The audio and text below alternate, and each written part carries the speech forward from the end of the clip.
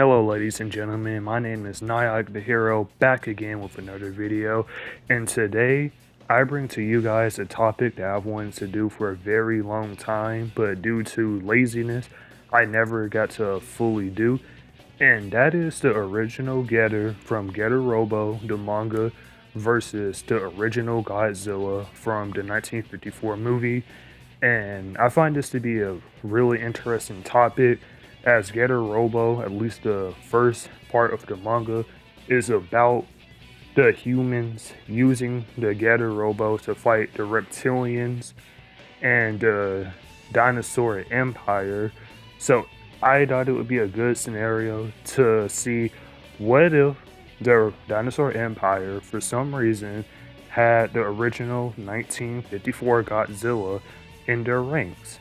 And this Godzilla is sent to the surface, and he's sent to terrorize Japan.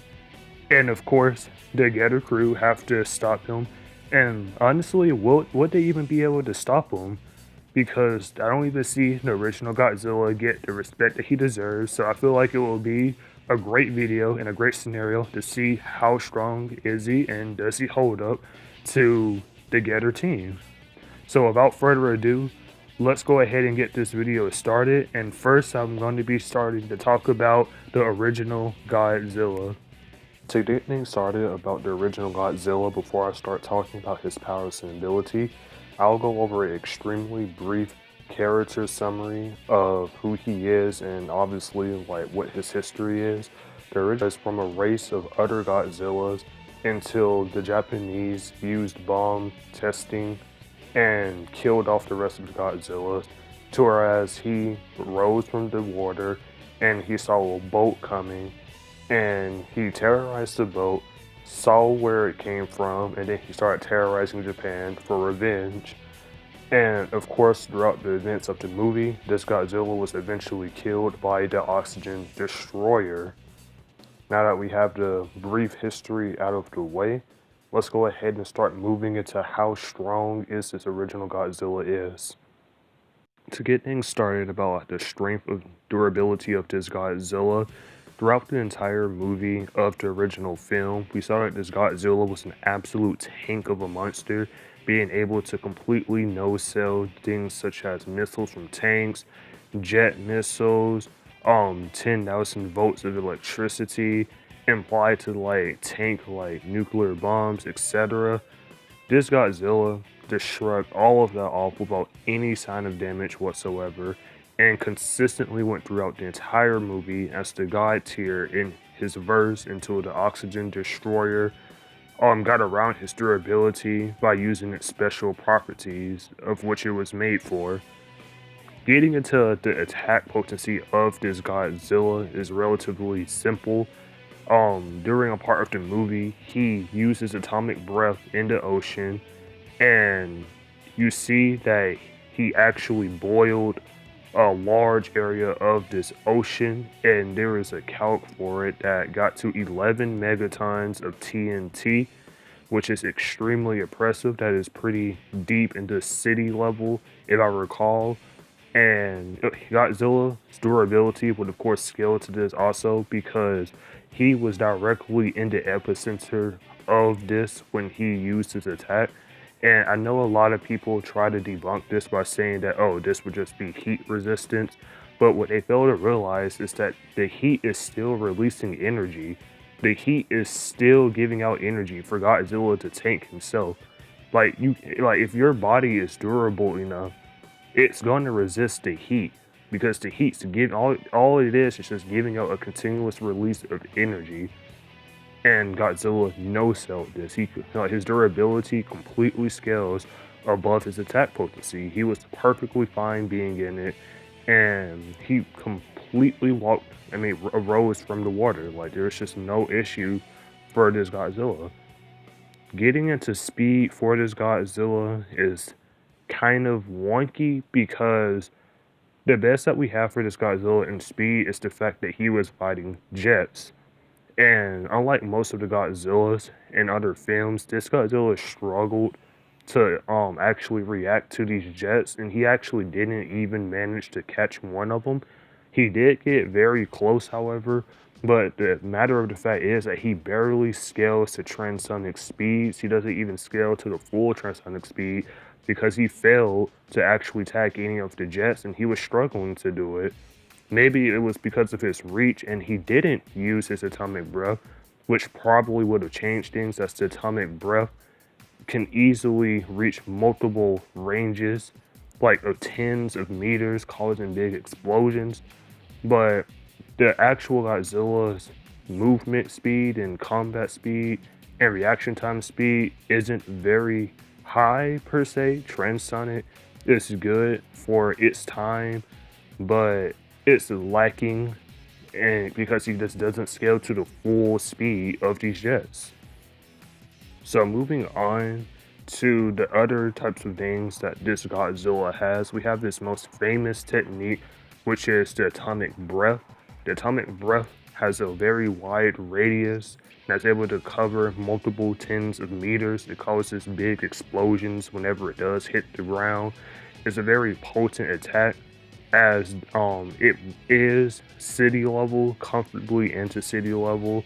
And there's also the fact that this Godzilla, since he is a Godzilla, he has his tail, he has his claws, he has his teeth. You know, he's able to bite into things, he's able to claw things like he tried to claw the Jetsua. And this Godzilla battle intelligence per se is relatively low. I know that a friend of mine told me that this Godzilla was implied to fight other monsters, but strictly looking at this movie by itself, the most combat experience that this Godzilla has really gotten is fighting these jets and fighting and tanking these tanks. He's never really shown the capability of fighting somebody that's actually able to hurt him or compete with him because he's just a god tier in his movie. So in terms of combat experience and tactics, we don't have a lot of showings for him. And looking at his fight with the jets per se, he tried clawing them, he tried like scratching at them. He didn't resort to using his atomic breath, but this could just be explained to the fact that he wasn't really focused on fighting them. He was more so trying to get into the water, to retreat, come back another day, fight another day, terrorize Japan another day. So that could explain why he wasn't as focused as causing destruction with his atomic breath, because I have no doubt that his atomic breath would have been able to tag them and would have been able to easily one-shot them.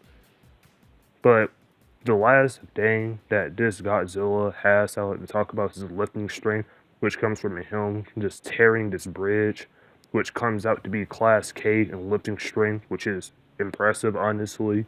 Just easily ripped it apart. And lifting strength isn't really touched upon, but I feel like it would be notable to discuss it in this video for this Godzilla, as he's going to need everything he can get, as he only has one movie with not a lot of fights, not a lot of feats that you can take from. So with everything that can be talked about with the original Godzilla out of the way, let's move on to the Ghetto Robo, the original Ghetto Robo team before the upgraded Ghetto Robo came into fruition. Just to clarify on who I mean by the original Ghetto Robo team, this would include Ryoma, Hayato, and Musashi before, spoilers, Musashi's death during the end of Volume 1 in the Ghetto Robo manga. So now that we have that clarified, we can go ahead and move on to the Ghetto Robo's stats, and we can start out with AP and durability. Scaling the Ghetto Robo's AP and durability is relatively simple, as the Ghetto Robo, while badly damaged, was able to tank a megaton attack. It was stated to be at least 1 megaton, and the Ghetto Robo was completely fine after tanking this explosion. And of course, the Ghetto Robo is able to damage and fight the Mechasaurus, who are able to damage and fight them, so their AP would backscale back to their durability. Getting into the speed of the Ghetto Robo is also another simple thing to do as well, as the speed for the Ghetto Robo has been blatantly stated to be Mach 2.5. And when this was happening, it was stated that it was actually increasing in speed, steadily increasing in speed. And this was when he was chasing after a Mechasaurus. So, the base getter, the most iconic getter that we see, has speeds of 2.5 and more, depending on how fast it can get to accelerate, which is really impressive for its time. The getter 2 that Hayato leads is also very blatant in speed, and it comes from a statement saying that, it is the fastest getter out of the three forms that it can change to, and it stated that he moves at speeds that surpass or exceed Mach. And this means that it's able to move faster than the getter, the base getter, which is 2.5, but it stated later that the getter cannot move at Mach 5. So these speeds would be at Mach 3 to maybe potentially Mach 4, depending on how high you want to lowball it. But that's a good speed for the getter 2 that Hayato leads. The third getter, the one that Musashi leads, the getter only appears like for 2 times in the entire manga. Not really that relevant of a getter, honestly. You can scale it to the Mechasaurus, however. So I would say that it would be relative to the other 2. At the very least, the base one, being able to move at speeds of Mach 2.5. I really don't see them using this getter in this battle, however. It's just not really a useful getter, honestly. It's pretty bad in terms of versatility, but we'll get into that later. Now that we have the stats out of the way, we can go ahead and move on to the different types of powers and abilities the getters have. The base getter, the one that Ryuma leads, is the most versatile out of any of them. He has of course, the iconic getter beam, which shoots out a beam full of getter rays at its opponent. And the thing to note about the getter rays is that it stated that they're just basically just something that reptilian type creatures just cannot deal with. Like, it completely melts behind any type of biological flesh, and if you have like any type of mechanical things in you, it just leaves that behind. But anything biological and reptilian is going to be completely burnt away and melt away extremely effectively, like butter. And it's important to note that as a final resort, the getter can pull out its getter generator, which outputs the energy that fuels the machine in the first place for an all-out final attack, which is bathing the reptilians in just constant magnified getter rays that they normally don't have any access to. Moving on from the getter rays, we also have the base ones, getter tomahawks, that's able to slice Mechasaurus with extremely easy. And we also have the getter machine gun, which it later acquired in the series, where it's able to shoot like machine gun, like he's able to like shoot bullets from a machine gun, extremely effective ability. Able to just completely tear through Mechasaurus and anything that it hits, really. And with that out of the way, I would say that that's all for the base getter. So we can go ahead and move on to Hayato's getter. Hayato's getter is also something very, very simple. It only really has 2 defining characteristics, which is the fact that it's the fastest getter, and also the fact that it's able to shoot the drill on its hand, which is described as a sure kill move. So that's really all that Hayato's getter really has. It's not really much that it's able to do. And finally, moving on to Musashi's getter, it's very, very simple in the fact that it has the best crushing strength out of any of the getters, and the fact that it's able to shoot missiles. Very, very simple.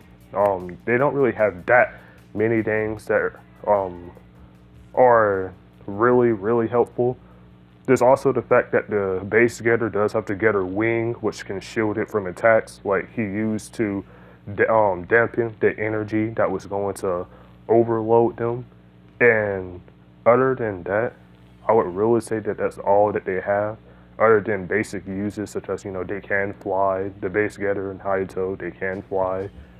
But with that out of the way, let's go ahead and move on to some of the other stuff like teamwork, for example.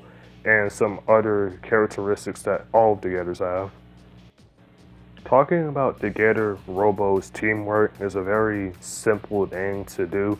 The Getter team are, trained to fight together. They are professionals in what they do, and they use the Getters like unique functions to effectively like use tactics in battle, such as the Getter's like most iconic abilities where it's able to disassemble and they're all able to like fly in their respective parts and they're able to like reassemble extremely easily. And doing this has allowed them to escape the clutches of multiple opponents, such as when they were when they were grabbed and they were like being crushed by the pressure, they just um turned into their respective like vehicles. They got smaller so that they would be freed and then they just reassembled so that they would just get the drop on their opponent from behind. They've done this many times. It's a very common tactic that they like to do that they can use to get the advantage on people. And they are smart. They're able to like do things such as like go underground, get the drop on their opponent like that. They're able to dink up with tactics very commonly. They're just a very overall smart group of individuals when it comes to fighting and when it comes to tactics. And the Getter drivers themselves, they're able to take massive amounts of like pain and damage and still push through it. So I have like no doubt that if they have the chance, they'll still keep going, even with like life endangering injuries, such as when Musashi was bathing in the Ghetto rays and his skin was just completely falling apart. He kept going. Ryuma, Musashi, and Hayato were getting destroyed by this type of energy, and Ryuma was still able to push the button that he needed to launch the Ghetto rays to overload this being. Just many examples of just high pain tolerance from these individuals as a whole. Going over two minor things that I missed for the Ghetto Robo upon recording for the first time is that I forgot to mention that the Ghetto Robo can in fact operate underwater and it can effectively fight underwater with no difficulties whatsoever. And the Ghetto Robo's lifting strength is also class M. It comes around at 5,000 tons more or less. So with those stats out of the way, let's go ahead and move on with the scenario and the rules for this scenario. For this scenario, it's important to note that while the Getter team can get advice and can get some type of help from the staff at the Getter team, like from the professor Setmon, the Getter team themselves at working there will not be able to do things like design new machines to take out this Godzilla or help them in any other way besides providing advice and providing any type of like support that way, because I have no doubt that the professor there would probably be able to create something similar to the oxygen destroyer or create some type of device that would in fact help them defeat this Godzilla. And how much time he would need to do that is unclear. But with Ghetto rays, I have no doubt that it would be extremely effective considering how potent the Ghetto rays are in this verse. And in this scenario, they're just going to be fighting near the Ghetto ray institution. It's not going to be directly at it, but it will be near enough that Godzilla is going to want to go there and wreck everything. So the Ghetto team also has a time limit to defeat this Godzilla before he walks over there and destroys everything. So with that out of the way, let's go ahead and talk about this scenario. Starting this off and looking at their stats side by side, and of course starting with AP and durability, we can see that Godzilla just has an outstanding advantage in these stats in terms of just how high they are. The best that the Getter can be scaled to is of course 1 megaton without any sort of further calculations, while Godzilla stands at a whopping 11 megatons, pretty much a 10 times difference in terms of AP. The Getter will not be able to damage Godzilla with any of his attacks whatsoever, as they've just never went up against somebody who's just that strong in the series. It just hasn't. Looking at their speed, however, The getter would be faster, but the speed advantage would honestly not be that much, as it's only going to be about a 2 to a 5 times difference, depending on which kind of like bends you want to look at for the getters. And while that may like give them like a lot of wiggle room to like dodge attacks and primarily try and gain an edge over the Godzilla by using their speed, they're not going to be able to do much really, because they're just going to simply be outmatched in terms of AP. They're going to get one shot. If Godzilla's atomic breath hits them, which it most likely will because of how wide the radius is, then they're just going to die. There's just no possible way that they're just going to be able to safely attack this Godzilla without receiving major damage or just getting one shot in return. Now, the only way that I can see the getter winning is by if they just rip the getter generators out of their chest, and then they try and like use the full blast of the getter rays to kill Godzilla. And you could argue that this could work because the getter rays just kind of nag anything reptilian like and biological like. It would probably just nag Godzilla's durability that way. But then again, the getter rays have never been shown to work on something that's 10 times stronger, and it's even implied that a stronger Mechasaurus would resist the getter rays when Musashi did it in the first place. So it's entirely plausible that Godzilla would just resist the getter rays, and he would just one-shot them with an atomic breath. Or he could alternatively grab them and bite them or rip them apart, because its lifting strength is about 5 times as much as theirs. So in this scenario, I just do not see the getter team winning in any possible scenario. Not only are they just pathetically beaten in AP, they just don't have the durability or the weaponry to take down this Godzilla. So in this scenario, I would give Godzilla the win 9 times out of 10. No difficulty, well, low difficulty, because he's just a monster. The king has not fallen. He survives to fight another day, and he's going to avenge his family like he always wanted to, with nobody to stop him. With that scenario out of the way, I would like to thank you guys for sticking through to the end of the video. So make sure you hit that like button, subscribe, share. I'll make sure I bring out more Godzilla themed content, more getter themed content, and with that, I'll see you next time. Have a nice day.